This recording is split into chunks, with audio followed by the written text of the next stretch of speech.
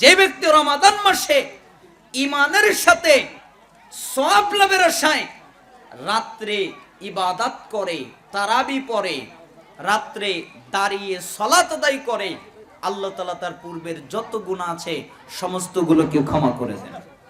Oman কামা লাইলাতুল কদরি ঈমানান ওয়া ইহতিসাবান গুফিরা লাহু মা তাকদ্দামা মিন যামবি। যে ব্যক্তি রমাদান মাসে ঈমানের সাথে ইহতিসাবের সাথে সওয়াব লাভের আশায় লাইলাতুল কদরে জেগে ইবাদত করে, আল্লাহ তাআলা তার পূর্বের সমস্ত গুনাহকে ক্ষমা করে দেন। আপনারা যারা রমাদান মাসে সিয়াম পালন করছেন, রমাদান মাসে কিয়াম করছেন, রমাদান মাসে লাইলাতুল কদর অন্বেষণ করবেন, ইতিকাফ করবেন, ফিতরা দেবেন, যাকাত দেবেন, আরো অনেক ইবাদত আপনারা করেন, করছেন, সালাত আদায় করছেন। আমি অধিকাংশ মানুষের দিকে তাকালে, তাদেরকে খেয়াল করলে, তাদেরকে লক্ষ্য করলে বোঝা যায় যে তারা নিরাপদ। কি বললাম? নিরাপদ, মানে তাদের কোনো ভয় ভীতি নাই। তারা মনে করে যে আমরা নিরাপদ, আমাদের কোনো ভয় নেই, আমাদের কোনো টেনশন নেই, আমাদের কোনো দুশ্চিন্তা নেই। কেন?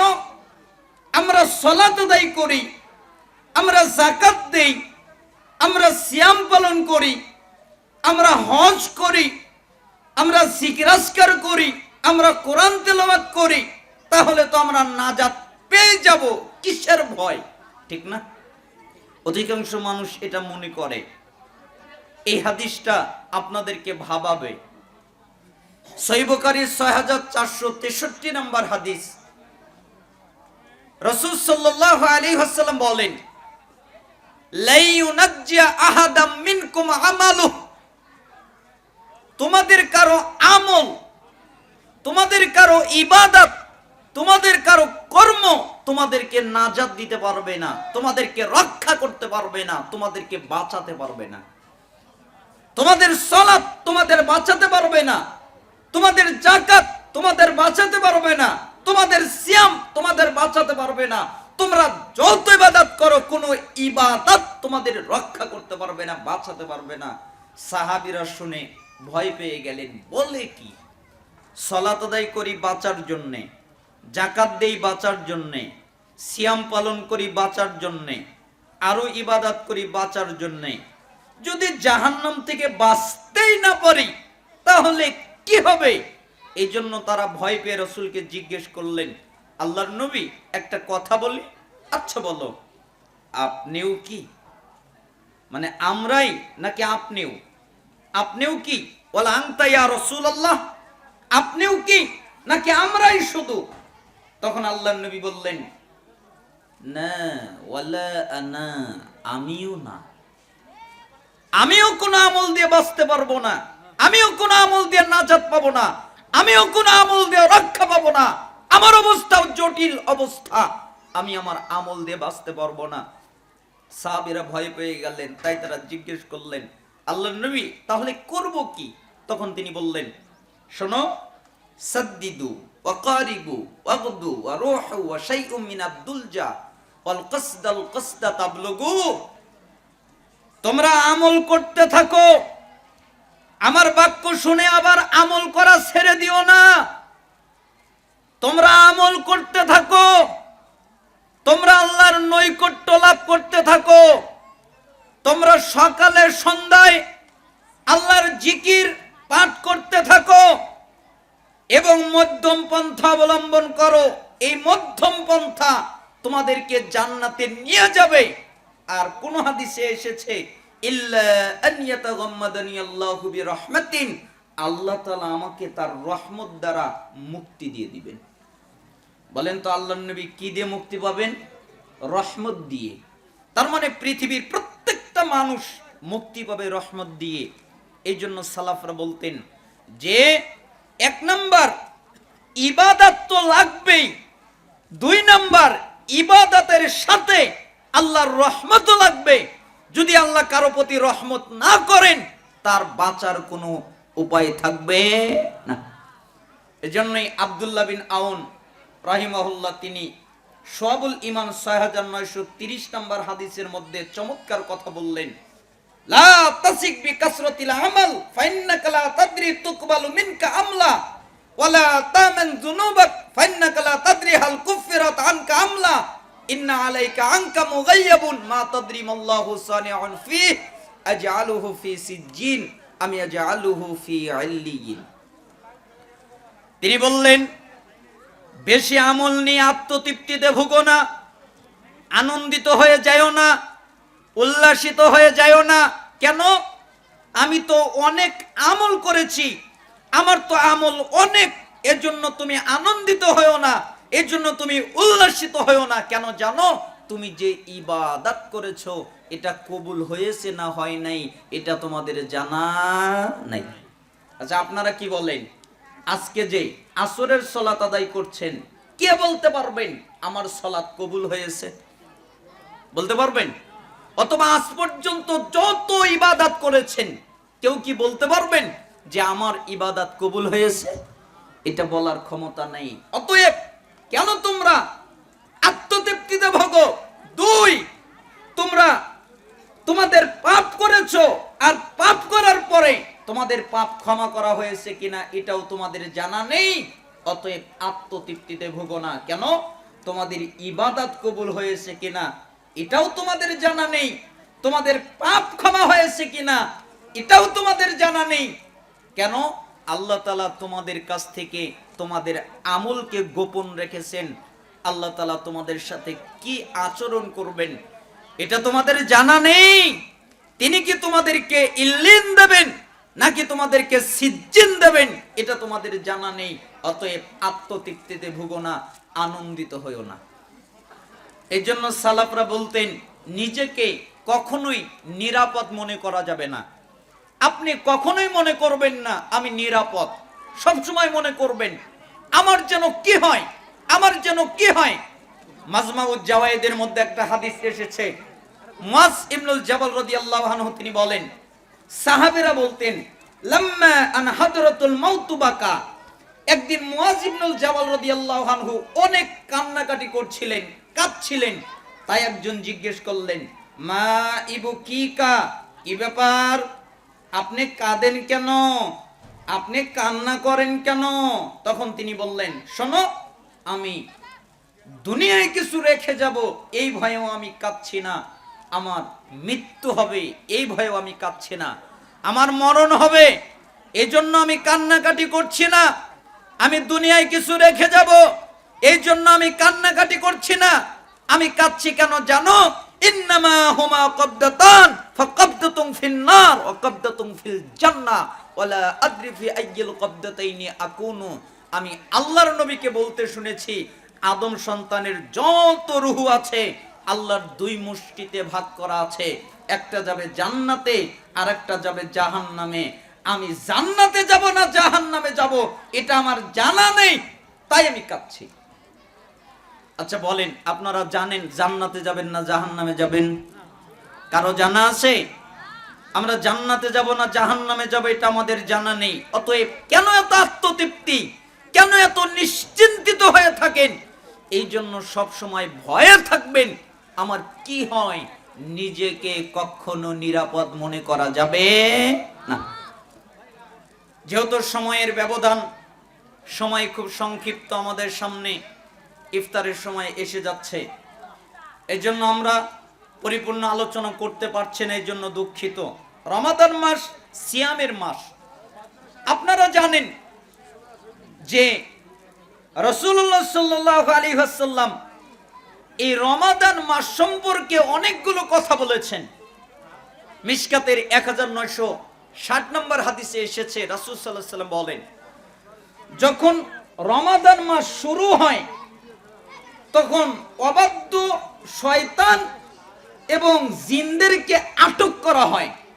তার মানে যত বড় বড় জিন আছে, যত অবাধ্য জিন আছে, যত শয়তান আছে, সমস্ত শয়তানকে বন্দী করে দেওয়া হয় এবং জান্নাতের জাহান্নামের জাহান্নামের যত দরজা আছে সমস্ত দরজাকে বন্ধ করে দেওয়া হয়, একটাকেও খুলে রাখা হয় না। আর জান্নাতের যত দরজা আছে সমস্ত দরজাকে খুলে দেওয়া হয়, একটাকেও বন্ধ করে রাখা হয় না। তার মানে রমাদান মাসে জান্নাতের দরজা খোলা থাকে, জাহান্নামের দরজা বন্ধ থাকে। এবং একজন মালাক আহ্বান করেন, ডাকতে থাকেন, ইয়া বাগিয়াল খাইর আকবিল, হে কল্যাণ অনুসন্ধানকারী, তোমরা যারা কল্যাণ অনুসন্ধান করছো, তোমরা যারা ভালো অনুসন্ধান করছো, তোমরা যারা নেকি অনুসন্ধান করছো, তোমরা যারা উত্তম কাজ অনুসন্ধান করছো, তোমরা কল্যাণকর কাজে এগিয়ে যাও। ওয়া বাগিয়া শাররি আকসির, হে অকল্যাণ অনুসন্ধানকারী, তোমরা যারা খারাপ কাজ করছো, তোমরা যারা মন্দ কাজ করছো, তোমরা যারা হারাম কাজ করছো, তোমরা তারা থেমে যাও। আর আল্লাহ তাআলা এই রমাদান মাসের প্রত্যেক রাতেই জাহান্নামীদেরকে জাহান্নাম থেকে মুক্ত করে দেন। তার মানে রমাদান মাস বরকতময় মাস। রমাদান নামটার ভিতরেই তো কত চমৎকার বাক্য লুকিয়ে আছে। কারণ এই রমাদান মাস, রমাদান শব্দটি এসেছে রমদুন থেকে।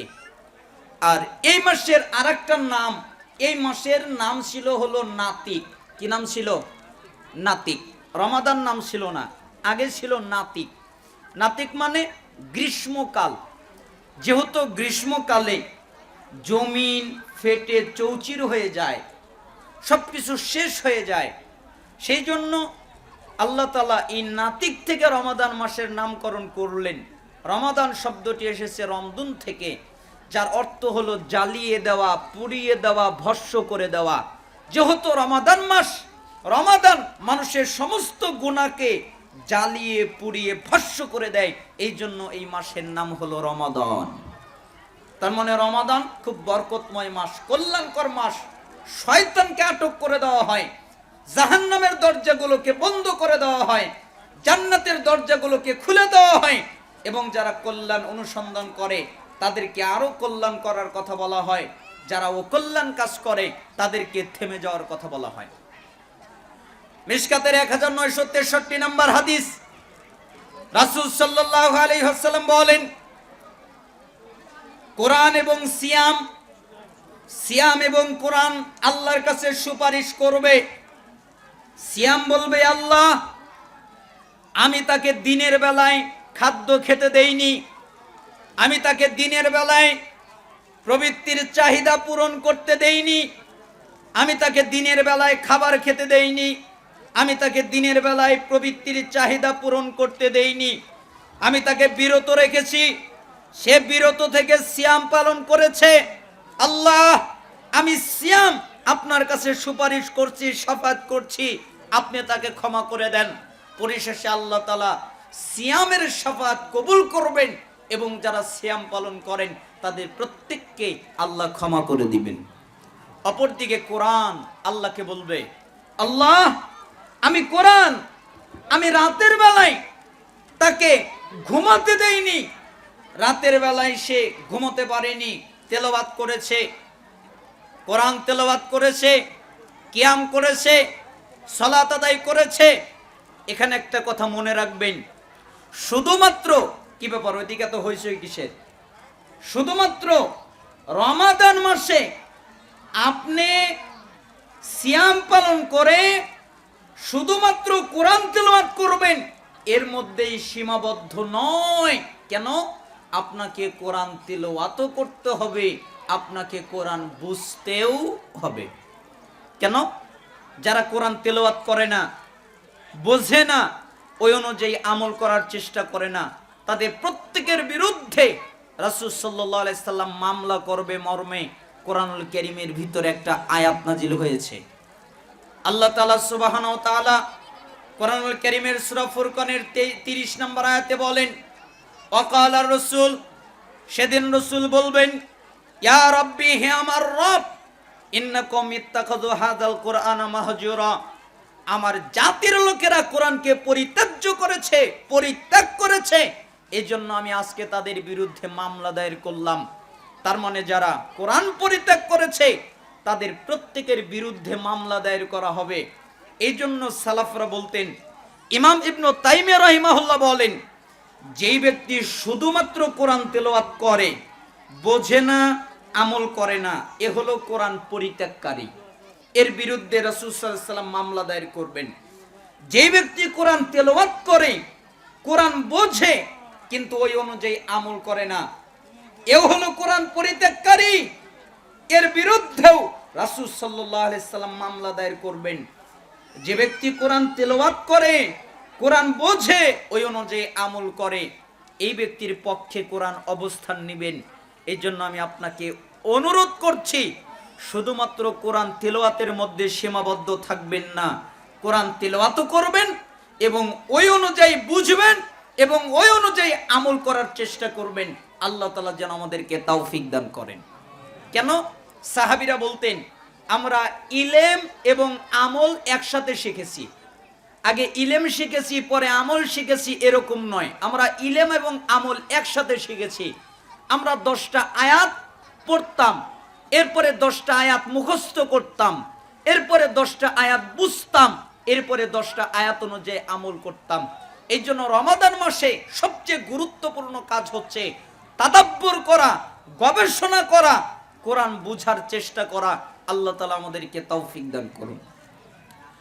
রাসূল সাল্লাল্লাহু আলাইহি ওয়াসাল্লাম বলেন, মান সামা রমাদানা ঈমানান ওয়া ইহতিসাবান গুফিরা লাহু মা তাকদ্দামা মিন যামবিহি।